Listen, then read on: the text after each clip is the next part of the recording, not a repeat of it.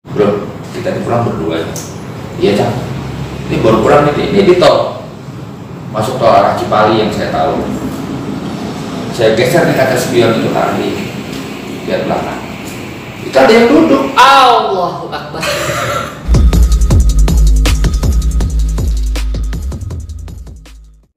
Assalamualaikum warahmatullahi wabarakatuh. Selamat pagi, siang, sore, dan malam. Ketemu lagi di video gue di channel gue.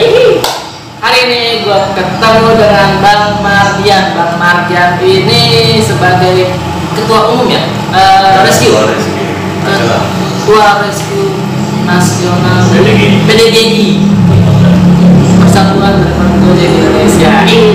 Kemarin di video-video gue sebelumnya itu interview dengan ketua umum atau nasionalnya juga ya, dengan Bang Jeffrey sekarang dengan ketua umum nasional PDGI Rescue-nya. Nah, kalau namanya sebuah perusahaan pasti kayak ibarat kata sebuah sedia payung sebelum hujan, seperti perusahaan rental mobil pasti sedia mobil derek. Nah, kalau Gojek pasti sedia dengan rescue-nya atau ambulannya. Bang Mardian bisa ceritain awal mulanya berdiri PDGI Rescue itu gimana? Bicara PDGI Rescue sebenarnya saya sendiri masuknya setelah PDGI itu rescue-nya udah ada. Oh, sudah ada dulu. Tapi jadi hitungannya saya ini komandan rescue kedua. Oh, kedua. Jadi pertamanya dulu ada Bang Igun sebenarnya, cuma memang ada historinya panjang lah kalau misalkan ceritakan, tapi dalam artian kata saya mengisi kosongan di kedua. Itu yang kedua, alhamdulillah saya juga tadinya nggak nyangka tiba-tiba ditunjuk sama Bang Jeffrey. Itu Bang Jeffrey dalam kalangan dari PDGI ternyata aklamasi mereka suara saya ditunjuk. Tadi juga saya tidak menyangka seperti itu sih, tidak ada. Jadi saya masuk PDGI itu tidak ada bayaran tadinya, hanya untuk kira-kira ya udah saya ikut komunitas, melaksanakan kegiatan-kegiatan di Gojek, tapi belum ada bayaran untuk rescue tadinya.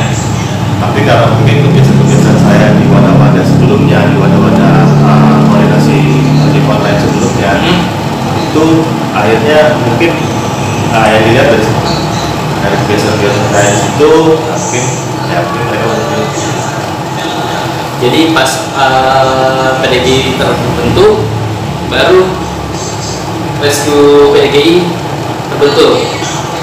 Ya, jadi tapi sebelum Rescue PDGI ada Rescue sebelumnya kan ya, gitu ya? Iya, jadi dari dulu awalnya sudah ada. Sebenarnya namanya tetap Rescue PDGI, tapi yang membangun intinya bukan saya. Iya. Gitu. Jadi saya hanya meneruskan ibarat kata apa ya? Jadi ini saya diserahkan di gedung tua, kita rapihin nih. Gitu. Seperti itu sih. Gitu. Tapi ya alhamdulillah sampai sekarang bisa berjalan. Di PDGI Rescue itu ada berapa anggota tim medis atau driver ambulansnya? Awal saya masuk itu sekitar, sebenarnya awal saya masuk itu hanya sekitar 30 orang untuk nasional. Nasional 30, tapi untuk sekarang udah di atas 100 itu. Wah. Ya, jadi ya pengembangannya mulai ya ekspansinya mulai banyak alhamdulillah. Iya sih, semenjak boomingnya Gojek itu mulai banyak daftar, mulai banyak mulai banyak insiden juga, apalagi pas kejadian tahun 2015-2016 ya, awal booming tuh ya 2016 ya. Kalau dari PDGI sendiri kan itu sekarang sudah 5 tahun dari 2015, termasuk rescue PDGI-nya pun 2015 sudah. Iya, begitu dicanangkan adanya PDGI, rescue-nya juga itu dia. Pas pada saat itu juga banyak korban berjatuhan pada kerusuhan ya kerusuhan. Ya Allah, merinding saya. Iya, soalnya beberapa dari mereka ada yang seangkatan dengan saya juga ojol lah. Dari Gojek juga. Saya juga dari. Iya, tapi sumpah saya merinding, itu banyak teman-teman saya yang berjatuhan di sana. Itu berarti banyak juga ya, apa namanya, sekarang ada 100 orang lebih atau 100 anggota PDG Rescue-nya ya? Iya, kira-kira ada 100. Nah, misalnya keadaan darurat untuk rekan-rekan ojol atau terutama di Gojek, pasti ada yang belum tahu gimana caranya untuk mendapatkan tindakan cepat dari PDGI. Apakah saya harus cari kontaknya dulu atau saya harus apa namanya, gabung dulu dengan PDGI, apa harus bagaimana gitu? Misalnya saya orang ojol single factor nih. Kalau secara ojolnya sebenarnya sih koordinasi itu sebelum adanya, kalau bicara Gojek ya, Gojek itu sebelum adanya ambulan Gojek sekarang itu sebenarnya kita sudah melakukan yang namanya pengamatan di jalan untuk laka lantas, hal-hal lain, bicara masalah intimidasi di jalan atau yang lain itu sudah dilakukan oleh lain luar. Namun kalau bicara Gojek begitu masuk ke tim ambulan Gojek, memang ada beberapa peraturan atau standar operasional prosedur ya kita sudah terapkan. Jadi itu kenapa kita harus buat itu, karena kalau tanpa ada standar prosedur awalnya berantakan. Ada yang memang dia benar-benar laka atau mungkin cuma laka-lakaan ada. Itu ada, atau mungkin hanya luka minor, luka kecil ya, tapi ambulan mesti merawat. Nah itu ada beberapa yang akhirnya kita bersama tim ambulan Gojek ya, ada Satgas, URC, itu kita buat secara prosedurnya ada. Gimana tuh cara untuk mendapatkan pertolongan, misalnya udah laka parah lah gitu? Bicara laka lantas, sebenarnya kalau untuk Gojek itu intinya yang diperlukan kalau untuk sekarang itu adanya foto dari akun, kemudian foto KTP, foto korban, lokasi dan kontak di lokasi. Jadi pada saat terjadinya laka itu, yang di lokasi itu yang bertanggung jawab siapa. Nah itu kan sebenarnya sebelum Satgas tahu adanya laka lantas, karena Satgas nggak mungkin di semua tempat gitu kan secara jumlah. Nah kita nih yang dari koordinasi yang biasa ada di lapangan, nanti mereka melaporkan entah dari yang memang sudah di Gojek atau memang dia punya kontak langsung ke Satgas. Tapi dalam prosedurnya dia harus menyertakan tadi data-data tadi, karena tanpa adanya data-data tadi kita tidak bisa menentukan ini driver atau bukan. Karena terus terang sekarang kan banyak tuh, ada yang jual jaket segala macam, ada yang hanya pakai jaket terus jalan-jalan ya, ada gitu kan.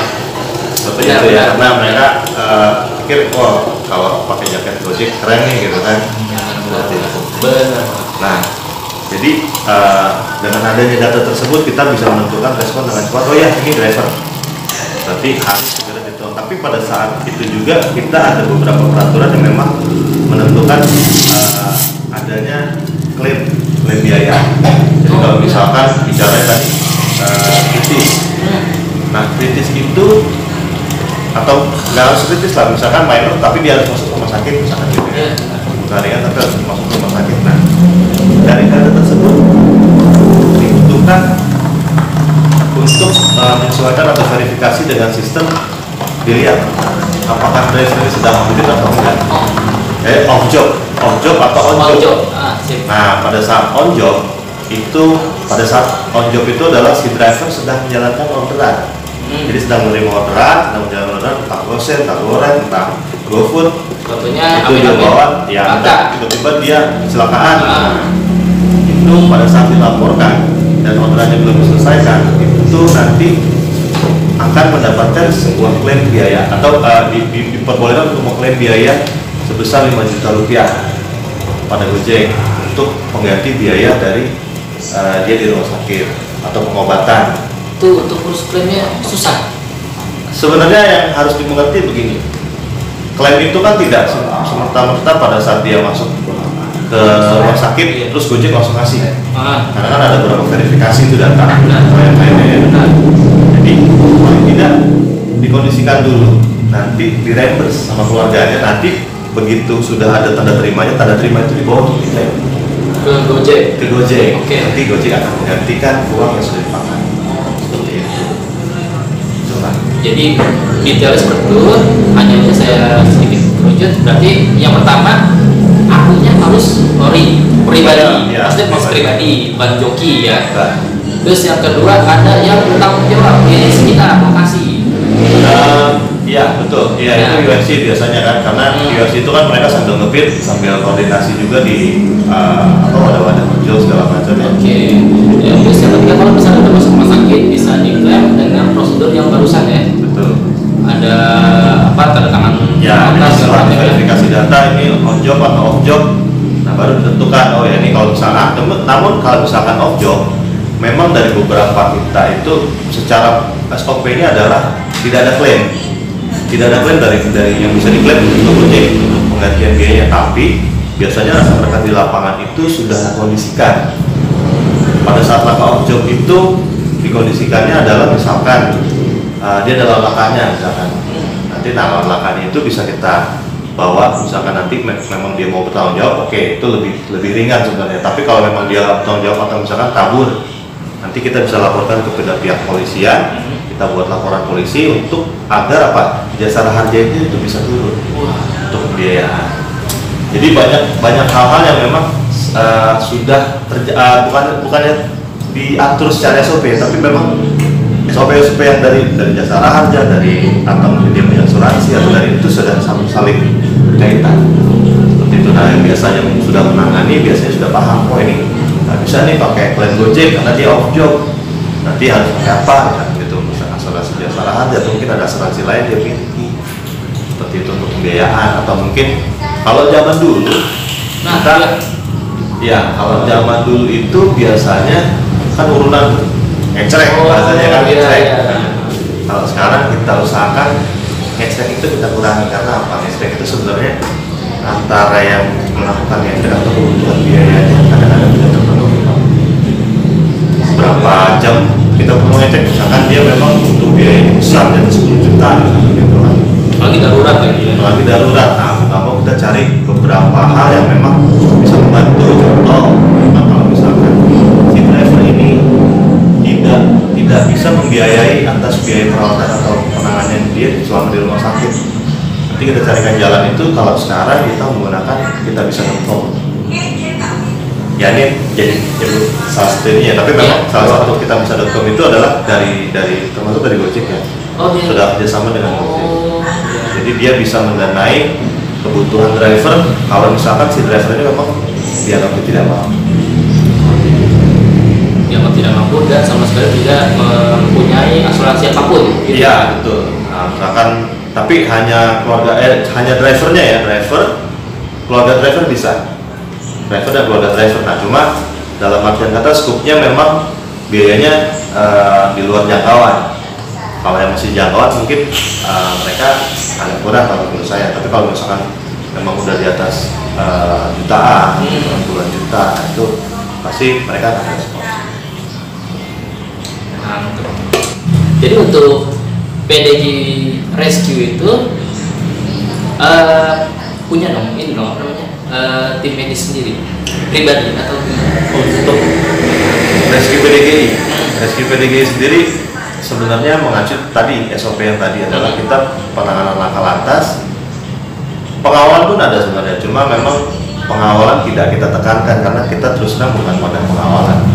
Jadi tapi kalau memang ada yang perlu dikawal untuk pengawalan, misalnya pengawalan ambulan dan pengawalan ambulan pasien ambulan, nah itu nanti kita akan kondisikan kalau memang dibutuhkan. Tapi secara kegiatannya ada beberapa wadah yang memang beda-beda. Ada yang memang dia hanya tok pengawalan aja misalnya itu ada, tapi ada juga yang memang hanya penanganan laka lantasnya atau mungkin bantuan bencana atau mungkin untuk misalkan penanganan bencananya. Nah, beda-beda. selama jadi Ketua Umum Nasional PDG Rescue, pengalaman apa yang nggak bisa dilupakan? Pengalaman apa yang Entah itu lagi nanganin orang bagaimana atau gimana, pokoknya pas pada saat PDG Rescue. Kalau bicara penanganan sih hampir semuanya nggak bisa dilupakan Pak. Karena memang terus terang semua penanganan itu yang pasti berbeda. Walaupun teorinya sama, yang ringan gimana, yang ya, medium gimana, yang kritis gimana, atau mungkin pada saat penanganan bencana gimana, tetap aja halnya berbeda-beda. Tapi memang yang paling berkesan itu, yang paling saya rasakan ya, itu pada saat penanganan bencana di Bogor, bencana longsor. Kita jadi waktu itu dipercayakan sama Gojek, dibentuk tim ikut serta di Bogor untuk di daerah sana ya. Itu kita melalui hingga kalau nggak salah dari 23 patahan longsor, itu kita mencapai sekitar 17 titik patahan. Dan 23 Dari 23 penanganan 17 itu ya, itu rasanya udah bukan lagi Pak. Ini kita tuh mikirnya bukan ngambilin orang sih sebenarnya, mikirnya ini kita bisa pulang apa enggak ya gitu. Seperti itu sih sebenarnya. Sumpah loh, saya merinding ya. Buat dia 17 lumayan loh selisihnya loh, serius. Wah gila. Itu memang terjadinya memang secara tidak, ini kita tiba-tiba bentuk tim dan Gojek juga support, ya udah kita jalan. Tapi memang kita tidak memperhitungkan di sana. Nah itu dia, balik lagi, kita itu sebenarnya masih punya batasan sebenarnya Pak. Jadi memang dalam rescue sendiri kita itu banyak hal yang mesti kita penuhi, karena rescue itu sebenarnya bahasanya luas. Kalau secara universal kita omongin satu alam raya ini ya bisa nyambut ke rescue. Seperti itu. Rescue itu kan pecahannya banyak. Dia bisa ada vertikal rescue, ada water rescue, ada yang air seperti itu kan, vertikal untuk tinggian misalkan, atau mungkin untuk di jalan raya. Jadi banyak lah halnya. Bahkan di rumah sendiri pun jangankan di jalan atau di tempat-tempat alam terbuka ya, tapi di rumah sendiri dan terhadap keluarga kita, pada saat misalkan contoh paling gampang itu anak kita tersedak. Nah Benar. kalau kita nggak tahu caranya, nah itu fatal Benar. itu sebuah kegiatan tindakan rescue juga sebenarnya, tindakan penyelamatan. Nah ini selanjutnya adalah pertanyaan titipan. Ya. Soalnya berikut ini adalah pertanyaan yang diamanatkan ke saya. Nah, PDGI Rescue itu berarti dari PDGI juga, dari Persatuan Driver Gojek Indonesia, yang dikepalai atau dipegang ketua umumnya nasional itu Bang Jeffrey. Bagaimana struktural PDGI pada saat ini? Apakah menurut Bang Mardian ini, wah ini udah fix, mantap begini nih, atau perlu dikembangin lagi, atau bagaimana gitu?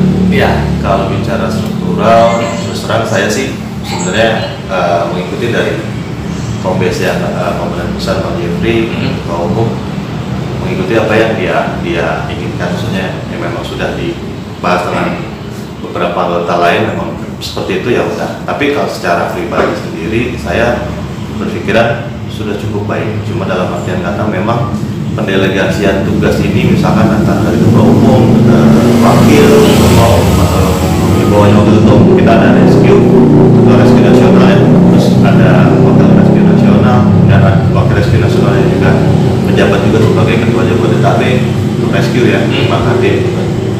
Nah itu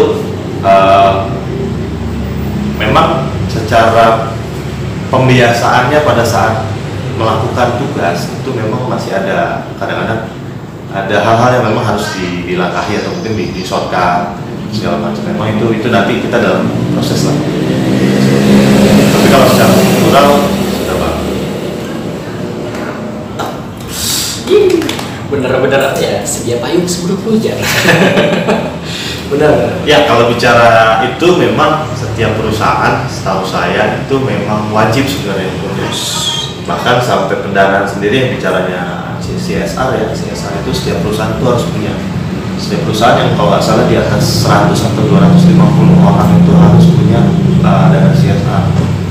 Nah CSR ini nanti digunakan untuk apakah dana bantuan sosial, apakah misalkan memang untuk dana bantuan misalkan untuk penanganan, memang tingkat resiko pekerjaannya tinggi misalkan seperti itu. Nah itu harus dimiliki sebuah perusahaan.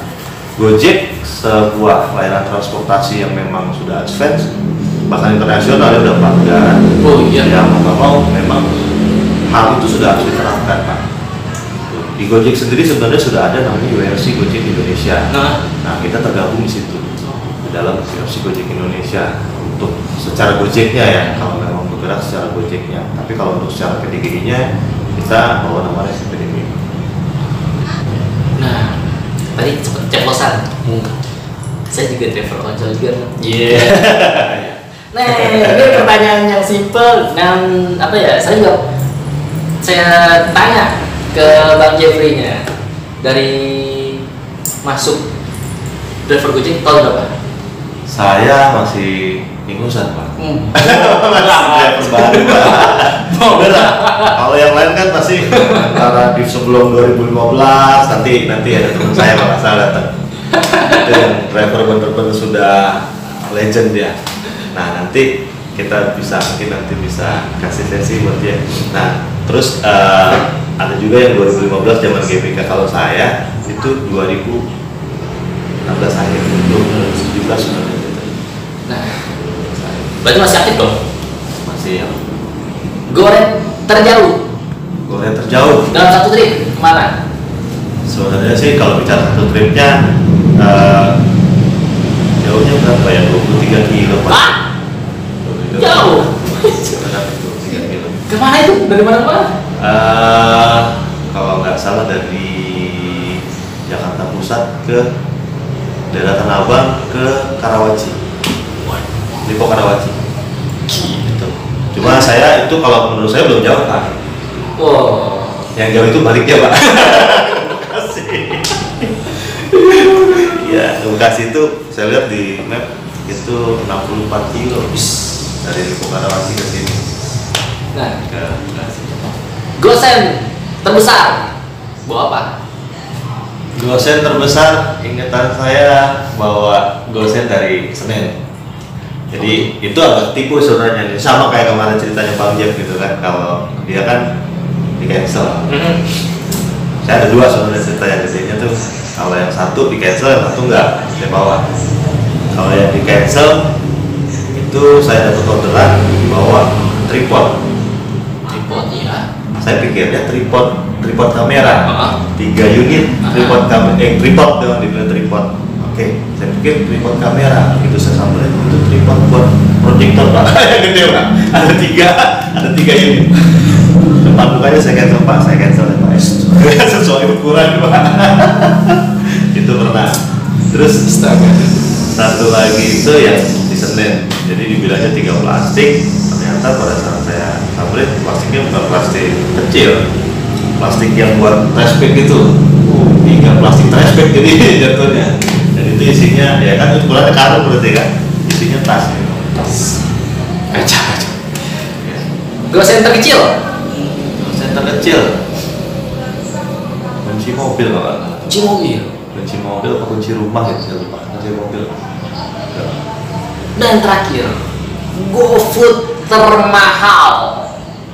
GoFood termahal. Kalau GoFood termahal sih belum begitu signifikan sih, baru di atas 150 ribuan. 150. Nggak sampai di atas 200. Karena memang terus terang saya dulu pemainnya GoRed bukan GoFood. Jadi saya kalau Ngebit dulu dari Bekasi itu bisa nyampe Tangerang, sampai sampai Puri Cendana, Puri ini ada di Jakarta Barat. Itu sih.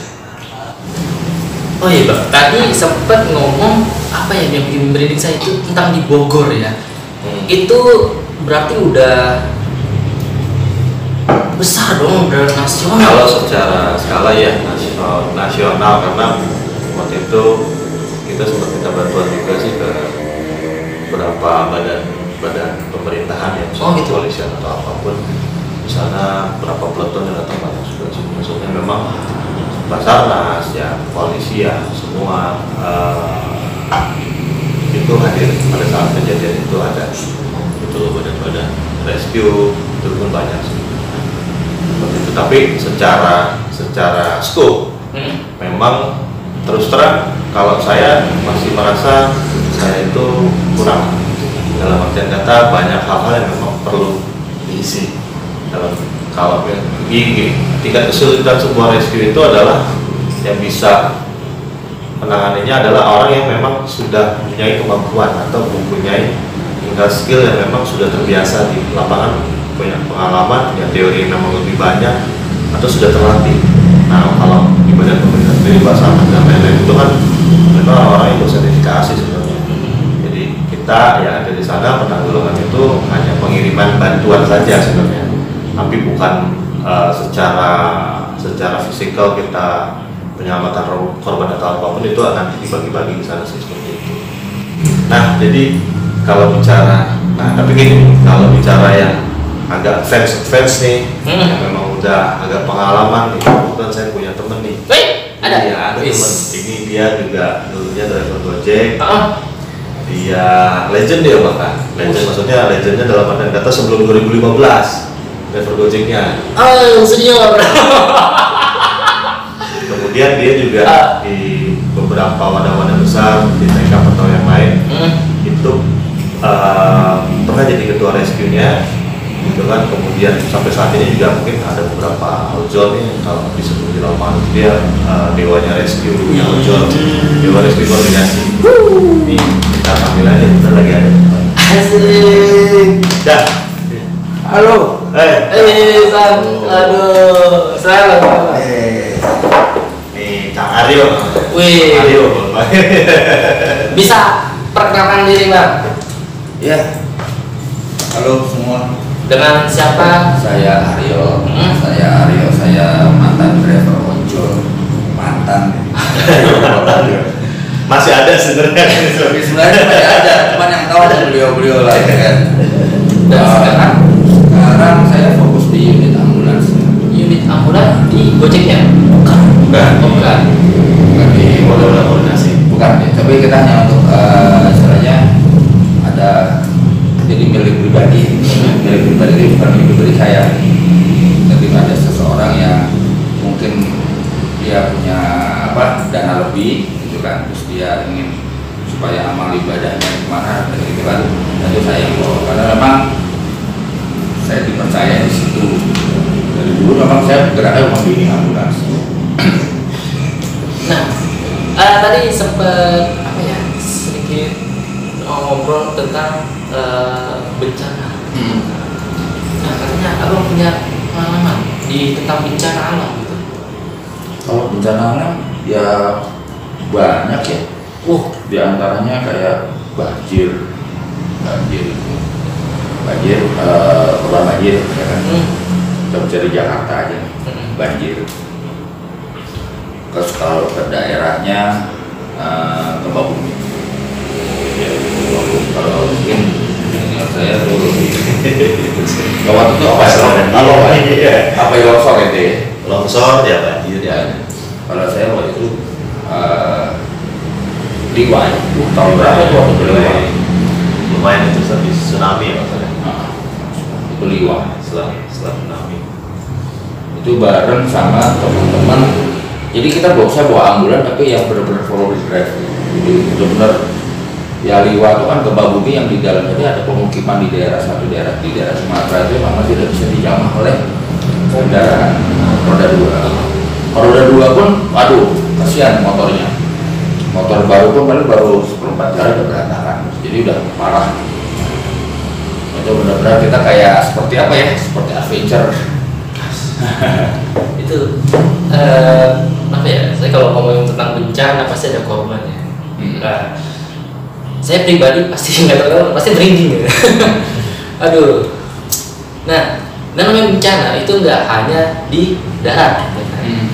Bang Ari katanya pernah di lain situasi seperti laut, udara. Bisa diceritakan Bang? Laut pada waktu itu pesawat jatuh.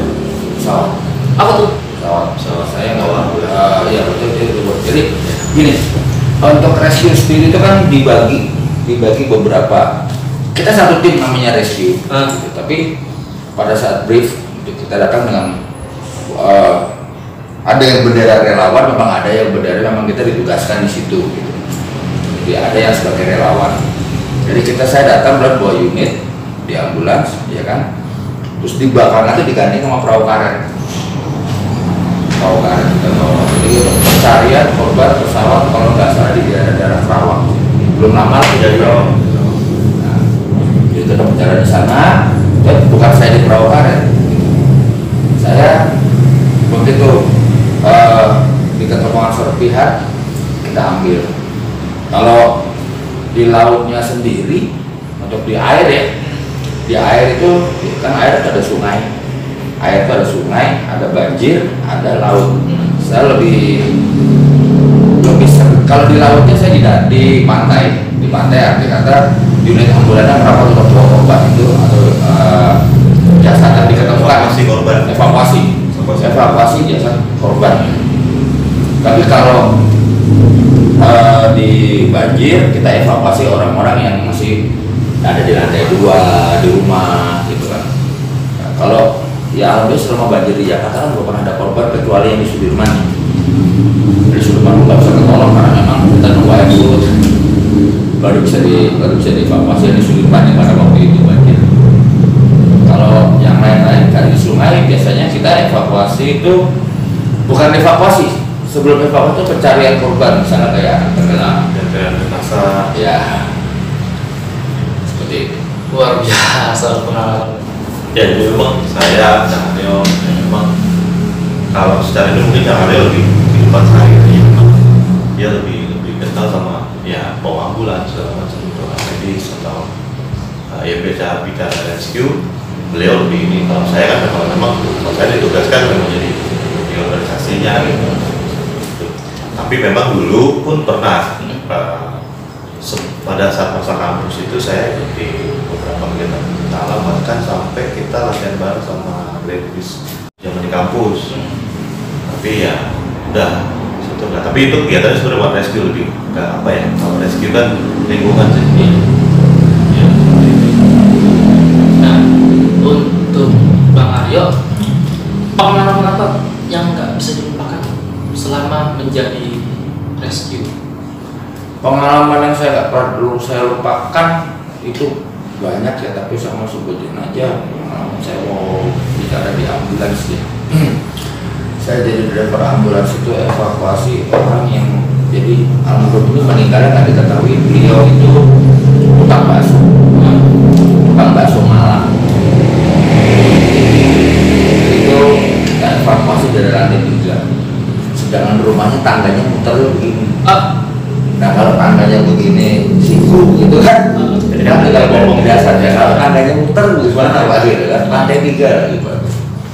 Lantai 3. Suruh sendiri. Kalau kayaknya mas banget ngomong gitu kan. Jadi nggak mungkin juga tuh jasad kita putar. Jadi kita evakuasi dengan menggunakan media seadanya. Gitu ada kain, gitu kan. Kain sarung terus dari yang jadi masalah dari lantai 3 ke lantai 2 ini nggak ada space untuk megang jenazah. Terima. Sementara alat ini seadanya ya spray kita buat turunin jenazah. Jadi jenazah itu benar kita bawa kayak bayi itu. Kalau bayi kan satu apa ya? Satu sarung aja ya. Kalau ini bisa 3 sarung. Karena orang bilang gede badannya kayak beliau ini gede gitu kan. Jadi 3 sarung itu. Nah yang jadi permasalahan adalah dari keluarga almarhum ini tidak mau dibersihkan atau dimandikan dulu di Jakarta dengan alasan tertentu dari pihak warga juga. Akhirnya kita bawa ya segitu-gitunya aja, itu kita bawa ke Malang sampai di Sragen jenazahnya pecah. Allah, ya saya di ambulan gitu. Karena emang belum diapa-apain tuh. Nah kita juga nggak tahu kan, karena ketika kalau kita harus cross check sakitnya apa ya tadi jiwa rescue saya masuk untuk proses secara aturan yang benar, ya otomatis pasti akan ada instansi yang masuk ke situ kan, ranahnya udah beda lagi, pasti akan di cross check, pasti akan lakukan visum atau otopsi gitu kan. Jangan ada hilangnya nyawa. Kan ada ya permasalahan adalah hilangnya sebuah nyawa. Jadi itu harus berurusan dengan pihak kepolisian. Nah itu dia kan. Nah pihak polisi nggak mau dan warga juga nggak mau lah, dan masalah warga juga nggak mau. Saya berbekal surat jalan dari RT RW saya bawa ke daerah Jawa Timur itu pecah. Berurai gimana tuh? Ya jasad itu kan ada batasannya. Iya benar. Ada berapa jam? Ya, berapa jam. Terus juga dari kronologi meninggalnya kenapa, Benar. riwayat medisnya seperti apa, itu kan mempengaruhi. Misalnya orang punya liver atau asam lambung gitu, terus atau serangan jantung atau mungkin tekanan darah tinggi, itu kan semuanya kan kita harus tanyakan. Jadi supir ambulan itu bukan orang punya SIM terus bisa bawa mobil, dia bisa bawa ambulan. Bukan itu. Jadi speknya benar-benar harus paham. Itu asli Iya. saya dapat bayangannya tuh luar biasa. Saya bayangin tuh ya gedenya jasad kayak apa, kalau udah tinggi gede kayak begini tambah gede lagi.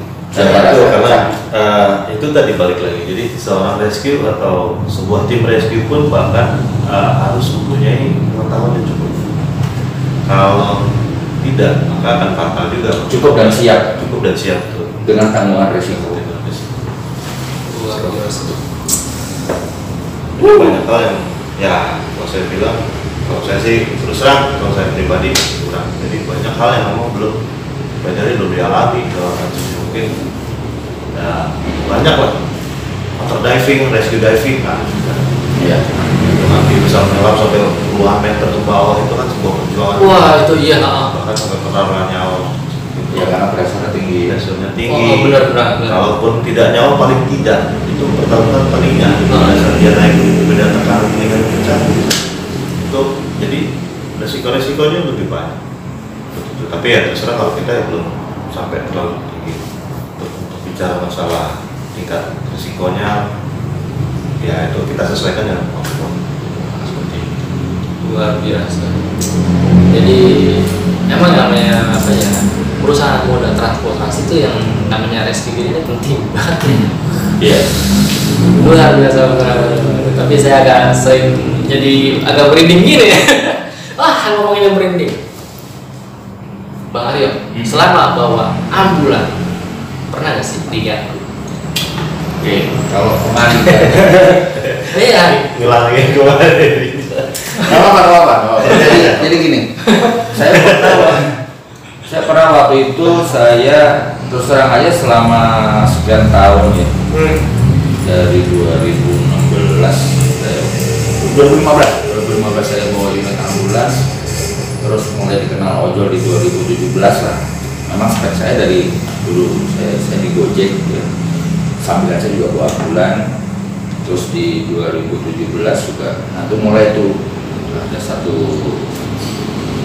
mobil yang percaya sama kita. Saya selama itu baru dua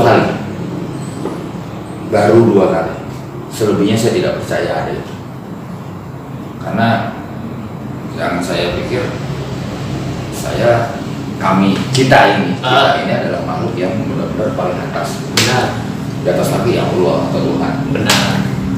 Ya, kalau kamu mau ganggu saya silakan, tapi pasti saya akan ganggu kamu nanti gini nanti. Jadi pertama saya ketempelan, bahasanya orang awam itu, orang yang nggak ngerti itu ketempelan. Jadi sampai dibawa ke RSUD Bekasi. Ikutin lah ya. Itu ditempel itu. Sampai dokternya bilang, atau dokter nggak paham kali ini ya.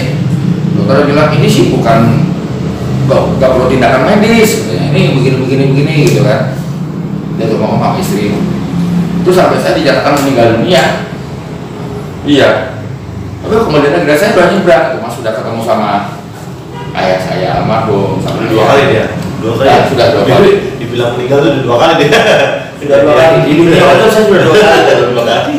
Ya kan, panjang umur. Iya, makanya nggak mati gitu. Jadi itu ketempelan. Terus yang kedua saya bawa waktu itu saya masih jadi ojol. Kita punya komunitas di daerah Bekasi itu, saya bawa anggota saya. Memang saya kan sebagai pembina situ, jadi saya bawa anggota saya bawa jenazah nih ke satu daerah di Jawa Tengah. Begitu pulang, saya tanya, bro, kita pulang berdua. Iya Cang, ini baru pulang ini di tol, masuk tol arah Cipali yang saya tahu. Saya geser nih kaca spion itu tadi, lihat belakang. Itu ada yang duduk. Allahu Akbar. Kan kita berdua ya, itu dia. Itu penumpang tambahan. Iya, penumpang tambahan tapi senyap, dia senyap gitu kan. Numpang tapi gak izin gitu loh. Astagfirullahaladzim. Itu pernah, dan itu akhirnya saya lepas di rest area. Jadi kami berhenti, kami buka, ya terus teman saya bilang muslim kan, kalau saya non muslim, jadi dia wudhu, dia sholat, terus saya bilang di ketepoknya bilang, oh jenazah saya sudah kan udah diantar. Ya, saya juga udah pamit sama keluarga baik-baik, turun sini aja.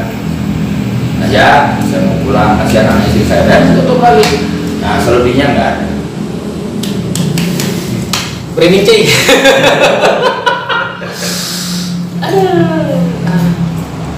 Aduh. Udah speechless saya. Nah, Bang Aryo tadi bilang adalah sempat jadi ojol juga. Sama, ini pertanyaan yang saya akan utarakan. Goret terjauh kemana? Goret terjauh di Gojek itu hanya 25 kilo. Kemana tuh? 25 kilo itu saya pernah bawa goret itu dari Kelapa Gading. Saya ingat banget, Kelapa Gading.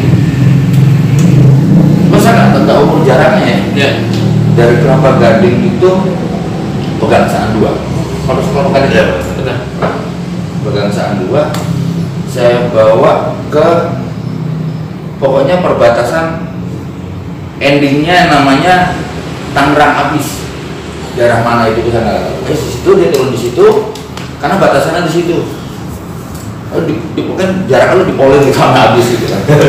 Nanti di order lagi gitu. Dulu kan masih bisa ya. Dulu order lagi gitu. Kalau gosen terbesar? Gosen terbesar saya bawa dari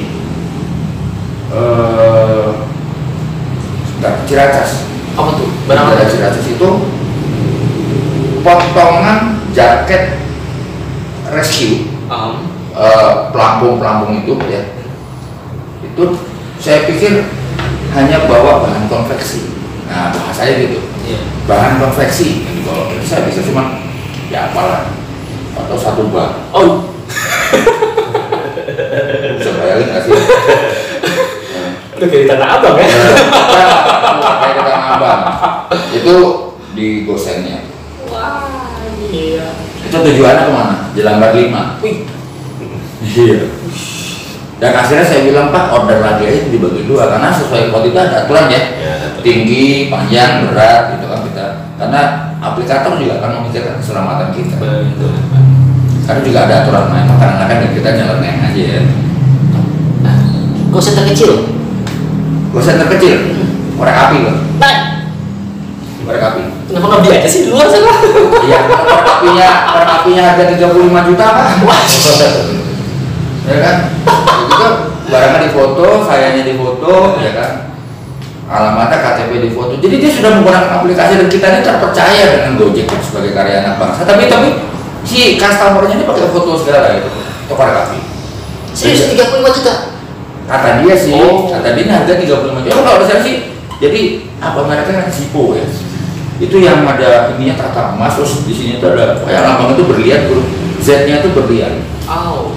Kebetulan mau dikasih ke cewek yang namanya Zara. Jadi huruf Z-nya itu kayak Zoro itu, Z-nya Zippo itu, lambang Z-nya itu berlian. Luar biasa. Itu 35 juta. Kata yang customernya, kalau saya mungkin bawa ada duit. Kalau saya. Wah, itu orang iya, saya mah bagian tim mending-mendingan. Iya, 35 juta mendingan buat yang lain.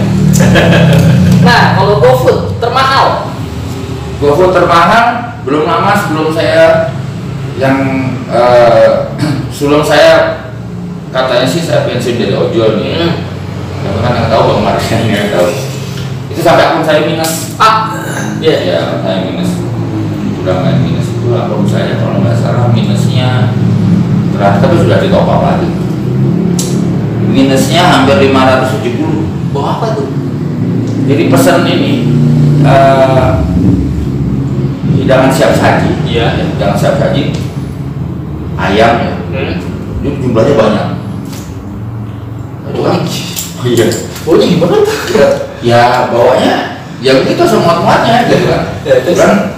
Belum motor saya kan agak lebar waktu itu. Jadi ya, dan kalau saya kan membiasakan, saya lebih safety dengan menggunakan lakban daripada saya pakai tali. Nah pada saat itu kebetulan bungkus package-nya itu, paket itu dia dari kardus dan kan pasti dibungkus plastik gede. Nah itu yang kita lakban. Jadi safety lah mereka itu, sebelum di depan dan tengah gitu kan. Pokoknya hampir ada 300 atau 2,5 item acara ulang tahun waktu itu nggak ada. Kenapa nggak pakai taksi aja? Ya jadi ya. Ya memang ada beberapa sesuai ya. Aduh. Nah, cukup kayaknya. Aduh, luar biasa nih ngobrol-ngobrol sama orang yang berpengalaman. Aduh, luar biasa. Saya sempat bikin merinding. Nah, Bang Mardian dan Bang Arif, buat pesan-pesan para penonton, terutama driver ojol juga, supaya lebih safety, silakan. Ya, buat rekan-rekan sekalian yang buat, kalau untuk driver saya tugasnya ngebit lah. Ngebit. Tapi kalau ini kan bicaranya kita di ojol, tapi buat rekan-rekan rescue ataupun URC yang memang tergabung di wadah-wadah ojol ya, baik Gojek ataupun aplikasi lainnya lah, saya nggak bisa sebutin. Kalau bisa utamakan keluarga dulu, keluarga sendiri dulu. Jadi utamakan ngebit, kita dapat uang hari itu ya, hari itu kita udah kondusif, baru kita melakukan ya tindakan penyelamatkan atau yang lain untuk pengawalan, baru kita lakukan itu supaya apa? Tidak menyusahkan ke depannya. Ya seperti itu, karena seorang rescue yang pasti harus bisa menyelamatkan dirinya dulu, baru menyelamatkan orang. Itu Benar banget. saya bicara masalah skill atau apapun ya bisa ditambah secara sama-sama. Boleh Bang ya, mungkin ada yang mau tambahin? Oke, kalau saya ditanya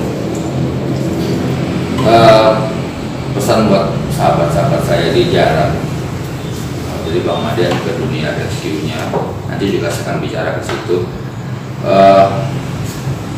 Utamakan dulu fokus ke keluarga, sama seperti Bang Mardian, karena keluarga kalian nunggu di rumah. Keluarga itu ya ada bapak, ibu, atau mungkin kita tinggalin anak istri ya. Kita tetap safety reading, tetap menggunakan safety, perlengkapan safety atau prosedur yang disusun oleh yang sudah diminta oleh aplikator, ya kan? Karena tentunya aplikator membuat seperti itu sudah dipikirkan sebab akibat, ya kan, sebab akibatnya seperti apa. Dan untuk masalah teman-teman yang suka menolong sesama di jalan, baik itu rescue, RC, TRC, atau teman-teman yang dibilang sekarang bahasanya jadi relawan, fokus dulu ke keluarga. Itu kalian bisa sambil lalu, karena jangan sampai kita jadi telur mata sapi. Ya, telur mata sapi. Peribahasa ya, dia punya peribahasa telur mata sapi, karena yang bertelur itu ayam kecil, yang ngeden ayam, ya kan, yang ngerem ayam, dia diambil sama manusia, diambil sama manusia, diolah, diceplok, namanya telur mata sapi. Sapi itu besar, yang sudah buang waktu, yang berkorban kalian si ayam ini, tapi yang mendapatkan nama sapi. Oh, benar banget ya. Sapi. Tambah sapinya memberikan imbalan ke ayam, padahal sapi itu tidak bertelur, kan kusut. Nah ini yang terjadi pada zaman sekarang. Benar. Jadi fokus dulu pada keluarga, dan ingat apapun yang terjadi, satu yang kalian pikirkan, keluarga kalian menunggu kalian di rumah dalam keadaan masih bernafas. Ya, untuk terakhirnya ini kebetulan negara kita lagi banyak musibah. Ya Allah, Bapak. Pesawat, banjir, gempa. Untuk kebetulan di segmen ini, segmen interview dengan tim rescue, mari kita mendoakan untuk teman-teman kita, saudara-saudara kita di luar sana, supaya lebih tabah, sabar menerima cobaan ini dan diterima di sisinya. Amin. Mulai.